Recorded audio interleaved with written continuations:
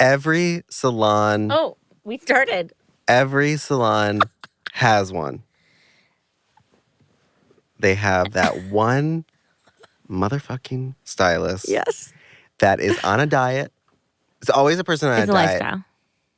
No, it's not. This person is on a diet, and they brought their prepped food from home. It's funny how we actually only take lunch breaks when we're on a diet, not. Yeah, and diet lunch breaks at a salon are like smoke breaks. Yes. So they're on a diet. Mm-hmm.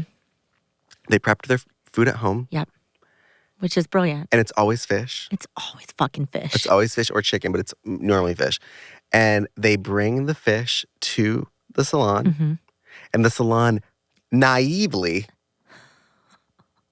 willfully, but naively, has a microwave. That has not been cleaned. That has not been cleaned and usually is not I hope used. we're painting the picture. It's Yeah. usually not used. It's usually used to heat kinda, coffee up. Yeah, exactly. Like your Starbucks got cold. Yeah. So this bitch comes in. She decides, this is my kitchen now. Mm-hmm. She puts her fish in there, turns it on for 5 minutes because she wants to broil it at this point. And the entire salon smells like fish. Now, I've had multiple coworkers that I could tell multiple stories like that. And then even being asked, please don't fucking but do how that. dare you? Right? It's so... And then you walk around and people are like, what's that smell? And they don't, and they will not take credit for it. Yeah. It's like, bitch, it's you. Yeah. It's your food. You did that. Broccoli. I didn't even think about You mean fart fartly. stems. Fart trees. If you work on a team and you have a back room and the good Lord has blessed you with Well, first off, you have a break room, microwave? you're lucky because a lot of, and a microwave, a lot of places don't have that anymore.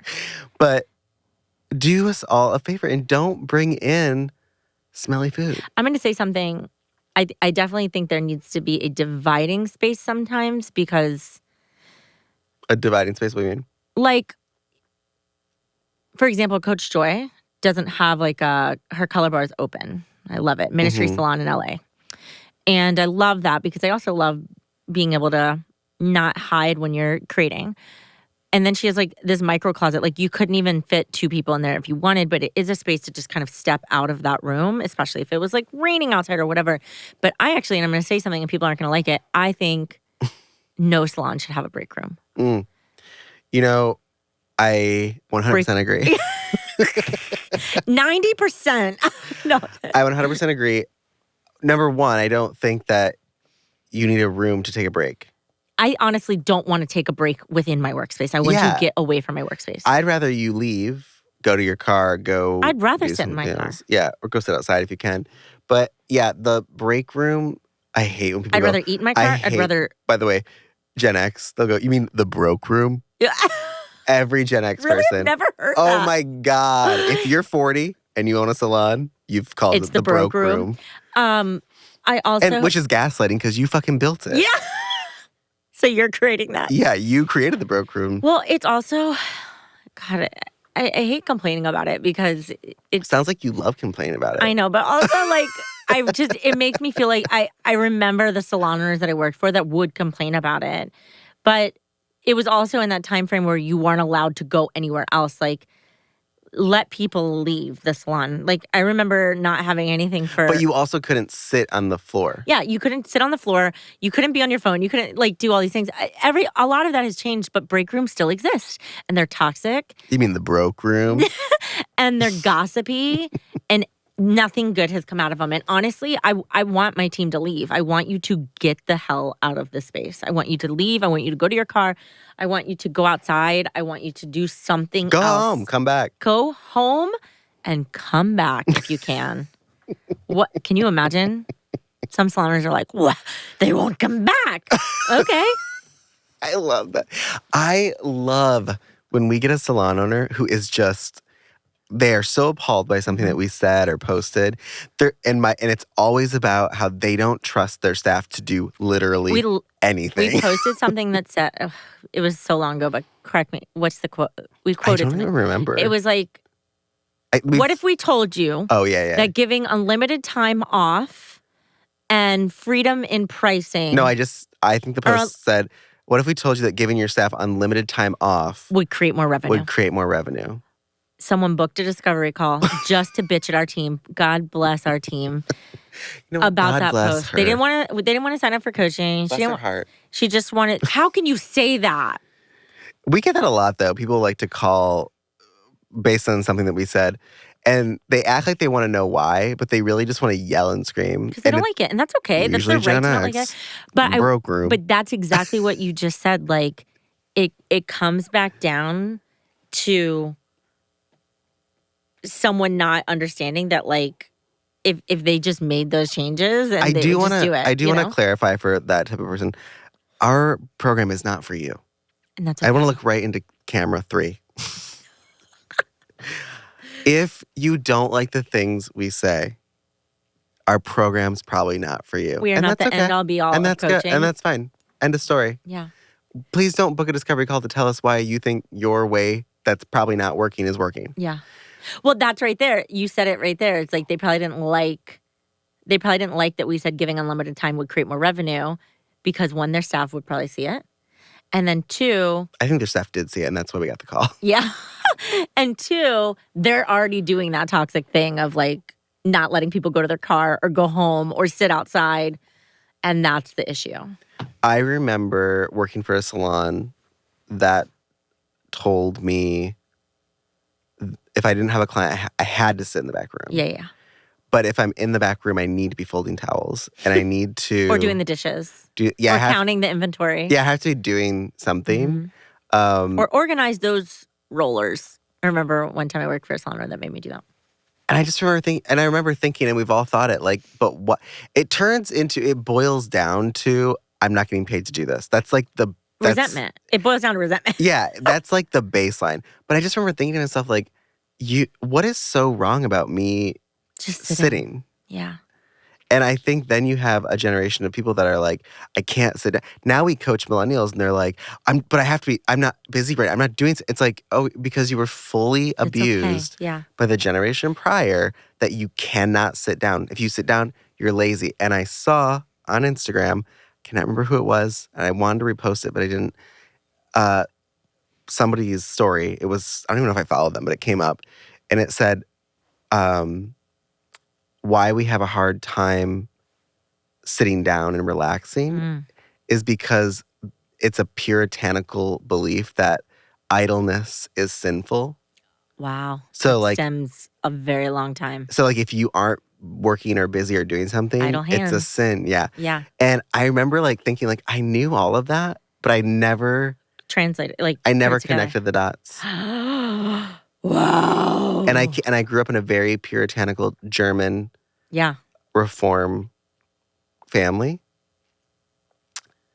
And it's very much like, if you're not working, then what are you bringing to society? Like, you should be working constantly. Yeah. And that's it.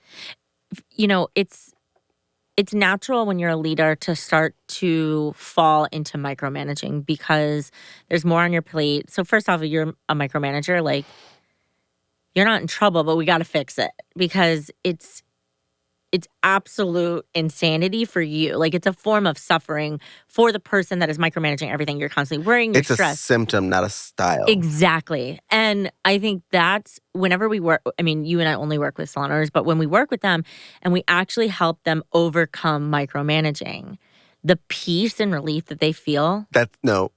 They don't feel peace and relief at first. Not at first. They feel anxiety. Well, yeah, because then their staff member goes, I think I'm going to go home and I'll be back in an hour. And they have to fight the urge to do what they've always done. And then when they realize their staff comes back and they keep working and their staff comes back rested, that's when the realize that their staff comes back, which is such a funny thing. Like they weren't going to come back. And if you have a staff member that truly just like never wants to be at work, then you should probably fire them. Yeah, like we want people that want to work. I've met so many salon owners that will say, if I didn't make sure that they cleaned their stations, if I didn't make sure that, I'm like, what are you gonna do? Crawl in bed and make sure they wake up on time? Yeah. What are you doing? Yeah. And I'm like, and if you have a team, you cannot control everything. And if you have a team where you are doing that, you don't have a team. Mm-hmm. I don't know what have you children. have. You just have people that you, I don't know, boss. Like everyone thinks that I love when people will tell me too. We have such a great team. We're like a family. And I'm like, and are you the mom? Yeah. Are you the one that gets everybody's shoes on? Mm-hmm. Make sure everyone's lunch is packed? Yeah. I go, you don't want a family Yeah. when you run a business. But that's the thing. It's like, I actually think going back to my initial statement, I actually think if you remove the break room, it would create more responsibility. I think if you remove the break room, I just pictured so good. So where do I take a break? Yeah. You don't need a room to take a break. You don't need a room. Also, I have been to salons where the break room is bigger than some of the other spaces, which is really shocking to me. That's a waste of square footage, and you could actually be making income on that. That's a waste of square footage for salons. Well, what happens too when you're constantly micromanaging someone is someone does crave peace, and we've all been there, so they'll hide in the bathroom. I do that in general. Yeah. In our home, it's a safe space. But I really do. Maybe that's why I take 3 showers a day. It's literally the only place where you can have peace. Yeah, unless you're married to Sid. Sid will attack you. What you doing in there? Can I come in? Yep. No peace in my bathroom. But it's true. I think that's where we have to start thinking. And that's why I'm saying, like, I think our methods upset. We're a little bit of troublemakers because it does, to create change, to have change, you have to kind of stir things up. You know, it's funny when we talk about our methods, we do not teach our methods on our podcast. We do not teach our methods on Instagram. Mm-hmm. If you want to learn our methods, you have to pay for them. Yeah. That's called run a fucking business. Yeah. But what we do talk about, we talk about our methods without explaining them in full detail for a couple of reasons. 1, better marketing. Mm-hmm. 2, we don't have time. We don't have time. Okay, so there's 3 reasons. So 3 is that every person we work with is different. The method is the same. Yeah, we can't put you in a box. The methods that we teach are the same, but they are they're durable. They're pliable and customizable to your business. So, which is why we don't do templates. Exactly. So when someone's like, "I can't believe you said, hairdressers can have unlimited time off," and I'm like, where another person's like, "That's a brilliant idea." Yeah, it's just really interesting the feedback we get. But the interesting part is that both of those people still don't know how to do it. Yeah. And that's what we're here to teach you. But because it's going to work differently in both spaces. Right. But it's just so funny to me that people are like, "I listened to your podcast and you talked about going hourly and I don't know, like you didn't explain it." And I'm like, the podcast isn't where we explain our methods. It's free. It's where we talk about how Sarah heats up fish in the back room and ruins everyone's day. That's what the podcast is for. Yeah. Because I think hairdressers need I don't know what hairdressers need anymore. A good old fish fry? A fish fry. They don't need a break room because it attracts. Don't you dare heat that up in here. I worked at a salon where the break room was a stairwell. Stop.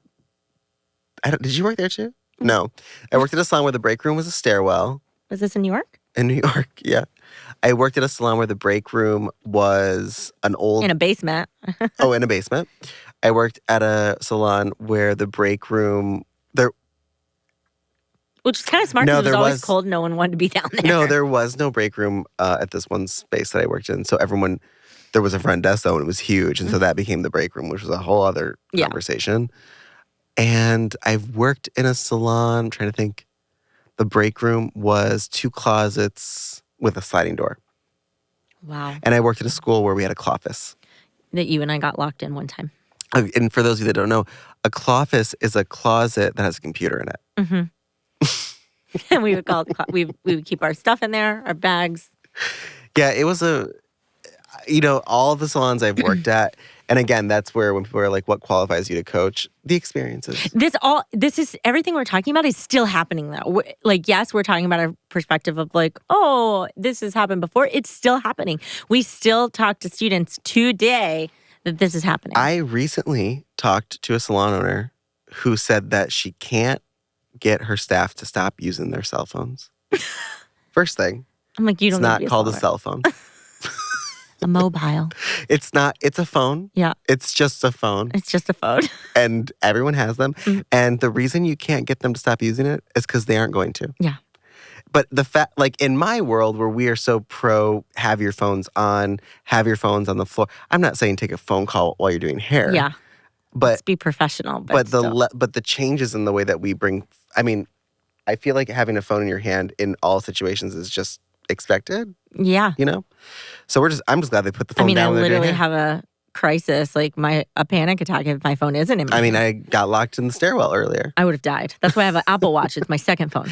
But my point is, I forget, like, because we talk to people all day long and a lot of them use our methods and they're having a great career and great experience and making more money. I forget that, like, there's the majority that are not doing those things. And then someone will say, yeah, I can't get my team to stop using their phones. I'm like, oh, you're way far behind. Yeah. Got to catch up, And buttercup. then when I say, oh, we actually promote them using their phones, they look at me like I've just shot them in the foot. You did. I did. I shot them with the truth bullet. Yep. Right in the toe. But Under the toenail. It's got to be painful. But, you know, I don't know what the point of this episode was, but I do know that I want people to understand that when you learn a method, whether it's from us or you took a business class or you went to Tony Robbins and you got high off the pure oxygen, whatever it is that you did, please, that's not the end result. That's not all. Like, you have to. You are still responsible for creating the result you want. You still have to go back. You still have to implement it. You still have to make it work for you. What I hate is when people take advice from people and they go, it didn't work. It's like, well, did you edit it? Did you do anything? Or did you just do it? It's like trying to put I don't know.